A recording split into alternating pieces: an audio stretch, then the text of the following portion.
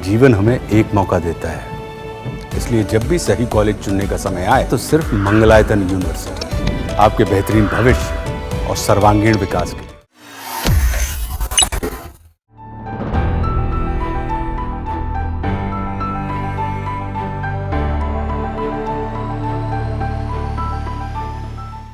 दलाई लामा एक ऐसे शख्सियत जिन्हें लेकर विवाद खत्म होने का नाम नहीं ले रहा और विवाद की जड़ है कि आखिर दलाई लामा का उत्तराधिकारी कौन होगा। उत्तराधिकारी को लेकर चीन की पैनी नजर है और इस नजर के बीच अब इस पूरे विवाद में भारत की धमाकेदार एंट्री हुई है। भारत ने भी इसे लेकर एक ऐसा बयान दिया है जिसे चीन के साथ साथ आपको भी जरूर जानना चाहिए।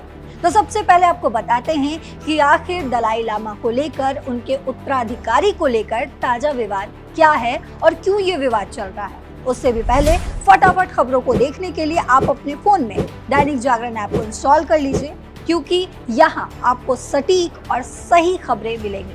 तो लौटते हैं खबर पर वापस। दरअसल दलाई लामा के उत्तराधिकारी का मसला हर दिन एक नया मोड़ ले रहा है। पूरी खबर को समझने से पहले थोड़ा बैकग्राउंड को समझते हैं, थोड़ा पीछे चलते हैं। दलाई लामा तिब्बती बौद्ध धर्म के सबसे बड़े आध्यात्मिक नेता हैं।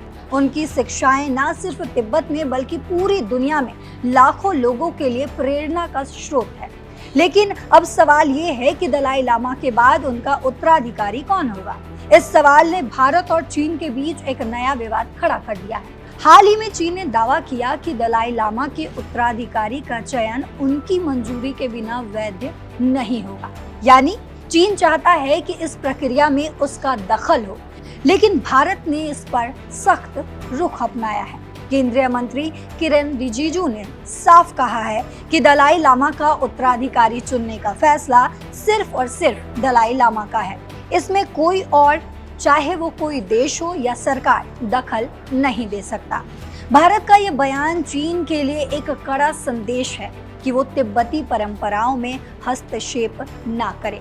दलाई लामा ने खुद इस मसले पर साफ किया है कि उनकी संस्था यानी दलाई लामा की परंपरा जारी रहेगी और उनके उत्तराधिकारी का फैसला केवल गादेन फोड्रंग ट्रस्ट ही करेगा, जिसे उन्होंने 2015 में बनाया था। और इतना ही नहीं, दलाई लामा ने पहले ये भी कहा था कि उनका उत्तराधिकारी कोई महिला भी हो सकती है या फिर चीन के बाहर जन्मा भी कोई व्यक्ति हो सकता है। इससे साफ है कि वे इस मामले में किसी बाहरी दबाव नहीं मानने वाले हैं। इस पूरे मसले से एक बात तो साफ है कि दलाई लामा का उत्तराधिकारी चुनने की प्रक्रिया पूरी तरह से तिब्बती बौद्ध परंपराओं के अनुसार होगी। भारत ने इस मामले में दलाई लामा का समर्थन किया है और चीन को साफ संदेश दिया है कि इस पवित्र परंपरा में दखल ना दे। ये मुद्दा सिर्फ धार्मिक नहीं बल्कि राजनीतिक और कूटनीतिक भी होती दिख रही है, क्योंकि तिब्बत का मसला लंबे समय से भारत और चीन के बीच तनाव का कारण रहा है।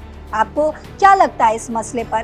क्या भारत और चीन के बीच और भी इस मसले की वजह से तनाव बढ़ेगा? जो भी लगता हो आप कमेंट सेक्शन में जरूर लिखते जाइएगा। फिलहाल मेरे साथ इतना ही। देश और दुनिया की बाकी खबरों के लिए देखते रहिए दैनिक जागरण। नमस्कार।